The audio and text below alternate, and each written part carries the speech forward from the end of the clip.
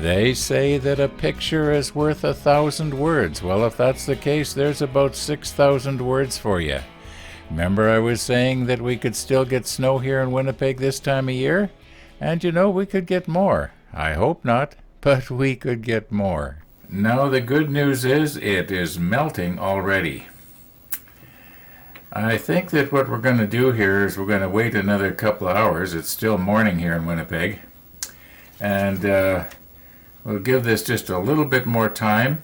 I'd like to get it, as close to 24 hours as I can. And if I was to snap these off now, well, it'd only be probably about 20 hours. So let's just give these a little bit more time. Now, one of the viewers reminded me, in fact, I think more than one, that I should have had a seventh one here that had CA on it. I don't think the CA would meld. I think it would just glue the two parts together. But I don't know. I guess if I don't do a test, how do I know, right? But I've wasted enough time on this. Let's get on to something else. And I have a tendency to, whenever I get into having to work with photo etch, or whenever I have to start, painting something like the little boat there, as soon as I have to hook up the airbrush, I find any excuse to get sidetracked. So I think maybe we should work at this for a little while and see what we can do here. Let's check the manual and find out, what is it we're supposed to do here. Okay, now, a moment ago, I was looking at our manual here. Get this on here so I don't poke myself. Okay, now, you notice here in the beginning of step 50, when we were working on these optical units and I was cutting off these 55s and 56s, which I still don't know how they're supposed to go. Maybe we can find this actual part in a photograph so we'll know what it's supposed to be. But I was noticing that I missed getting the D50, which is a seat, and the D53, which is the seat bracket. Now that's kind of too bad because I'm noticing here that, here's the 50s. There's only 4 number 50s left, and we need 3 of them. And the 54s are these ones down here that are hard to see because they're painted over. Now I got to clean those off, and I'm just going to go ahead and do it. I'm not going to make a big production out of it. But we have to get these pieces before we can continue on, because in order to complete these little parts, we need all the photo etch. Now, one of the viewers made an interesting comment, and he was saying, where's my other tweezers here? I use Tony's, they won't hurt anything. Okay, now, one of the viewers was saying, before you go and start messing around with these little pieces, why don't you check and make sure that they're going to fit in the holes in the deck. Now, these go into a part that we are going to be putting on later. Those optical units, they plug into these holes here. And yeah, that's a good idea, because if you remember, what was it with the antenna thing? I was trying to wedge it down into the hole and I broke the antenna off. And for absolute sure, I'm going to be mashing these little tiny photo etch pieces if I grab that thing wrong and not paying attention and trying to force it down into a hole. So yeah, that's a good idea. Let's check and make sure everything fits before we try it, if you know what I mean. In other words, we try it before we try it, if that makes any sense. Anyway, let's try and find our 50s and our 54s here and get them nipped off.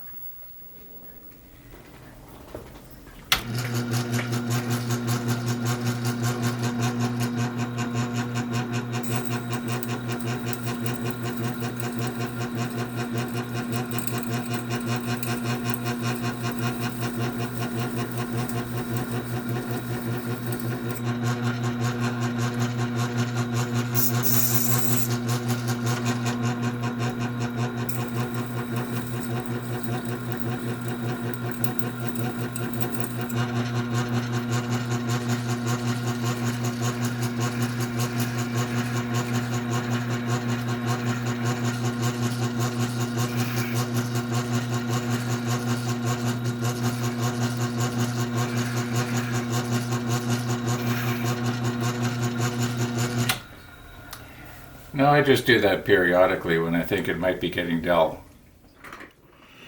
Now, I don't know if you can remember or not, but way back when we first started using this blade on the Bismarck, I was doing this on a piece of glass. And I was finding that the glass was blunting the blade. So I switched to plexiglass. And the blade is lasting a lot longer. Like right now, you probably couldn't, obviously you couldn't feel it, but it took extremely little pressure, to shove the blade through there to nip that off. This is such a handy little tool. It's one of the few things that I think I had a good idea. Anyway. Now we might have a very small problem here. And I don't think it's going to amount to anything. Anything noticeable anyway. But you'll notice here we got two 54s left. Now there's a whole row of 54s that you can't see that go this way. And then this is 53. There's you can't see all of them, but there's a 53 here and a 53 here. And I checked the other D sheet, like there's two sheets like this, and there are no more 53s or 54s on them. We used them all up. However, if you're looking at the 53 here, I cannot see any difference. Now there's probably a minute difference maybe in the radius right here that this mounts up against something. I don't know. So we are going to have to take two 54s and one 53 in order to be able to, finish these three pieces, because we need three of these.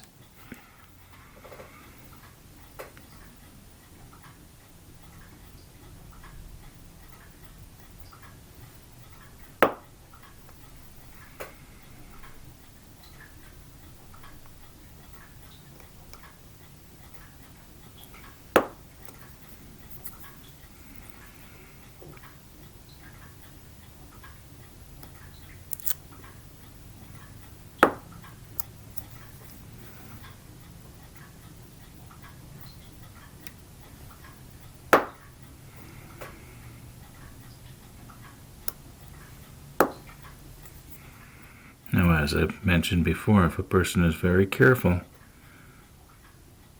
you can get right up to the edge. And there's absolutely no trimming or anything necessary later. Okay, now this will be the last one. This is actually a 53, as near as I can tell.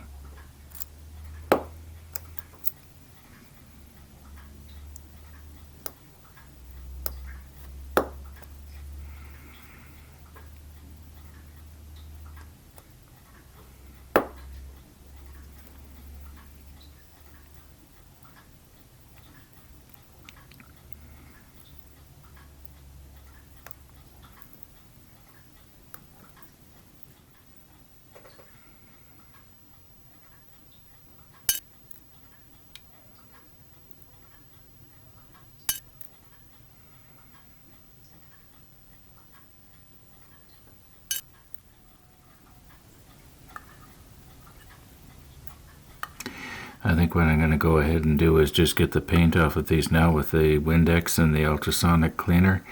And yeah, I won't bother videoing it. We'll just get it done. Okay, we have done the ultrasonic cleaner thing here. And I don't know if I've ever mentioned this before, but I sure thought about it a lot. Well, this is the isopropyl alcohol, just to get the Iwata airbrush cleaner off. And yeah, so I've often wondered, does the ultrasonic cleaner possibly, you know how you can, to test your ultrasonic cleaner, you put a piece of aluminum foil or something in it and it eats right through it? Just let me check the monitor here.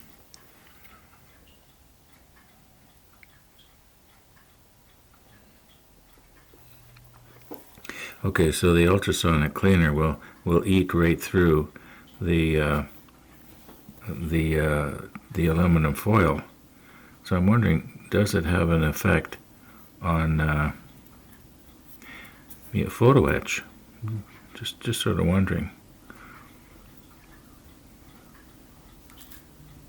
Okay, enough messing around here. I think we got it about as cleaned off as we can.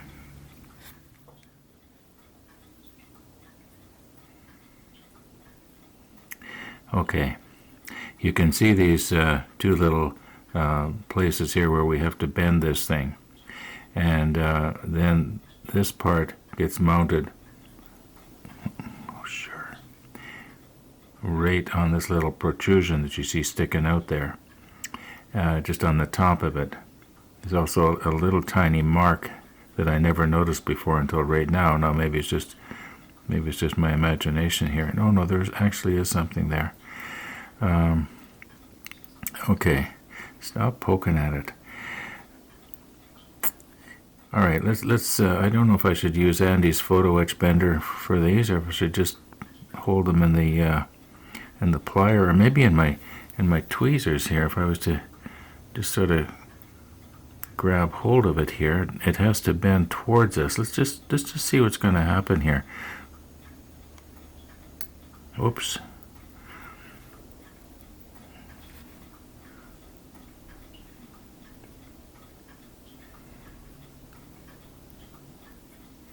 Yeah, I think we kind of got it, didn't we? Yeah, let's see if I can do the other one now. Yeah, sorry, Andy. You've been replaced by a green cloth. Okay, now, then this little tongue thing that you see, I should check the monitor. Oh yeah, you can still see it. That would have been a loss.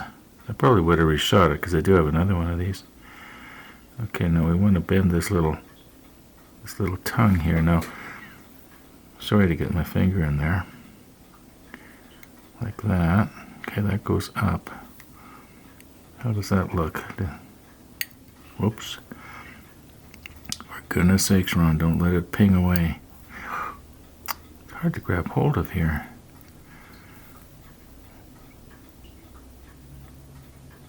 Okay, now the seat has to be mounted on the top of. Let me get it back in place there. See if I can find a seat here. Just take me a second. Okay, thank goodness I can cut out the dead spots because it took me about a minute to be able to pick this up. Now, there, you can see on the bottom of the seat there, there's that little indentation. Okay, that has to go right on the top of. Well, we're gonna have to rearrange things here. Got to bend that just a little bit more, I think. Yeah, okay, I think I got everything at right angles. Pretty sure I got it right. Okay, anyway, now this piece here then is going to have to be glued on just very gently here. Gets glued on like this. Okay, and then the seat goes on top of it. Yeah, I think we can do that. Oh, look at that. It's stuck there all by itself. It's not quite in the right place, but it's sure close.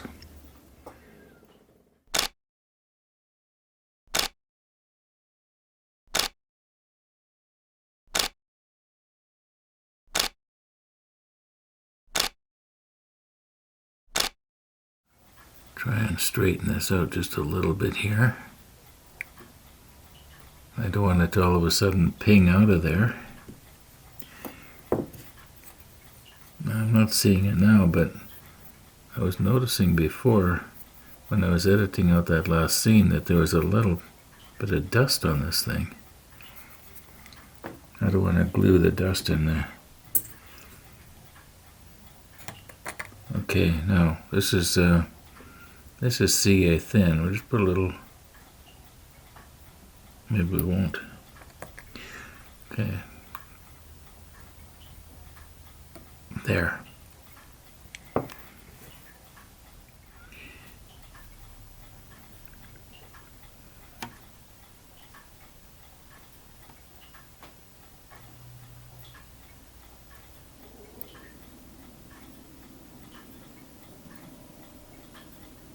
Okay. Now does that need to be straightened? Let me look on the monitor. Maybe it could come down just slightly on this one side here. Okay, let's let that cure, and then we'll reinforce it from the bottom here later. Now don't poke at it. Oh, and just for perspective.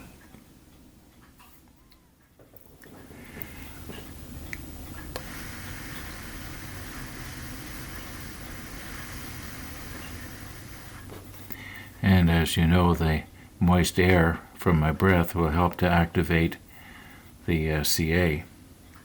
It's the moisture that activates it.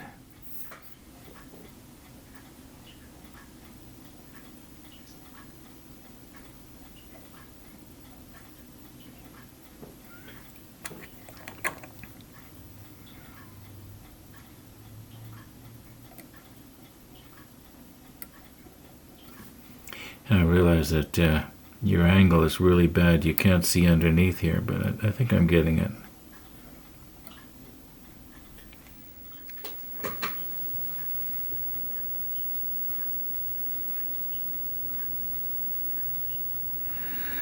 Okay, now we're going to want to drop the seat down on top of that little part that you can so clearly see, right?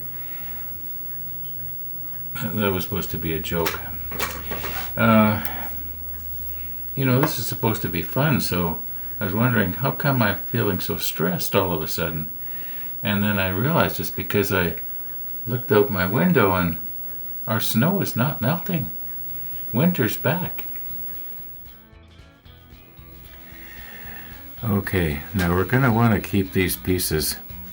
In other words, when I break this one off, I want to know that it was the one that had the Revell glue on, and so on all the way around. So I think what we'll do here is we will just puncture holes in our paper.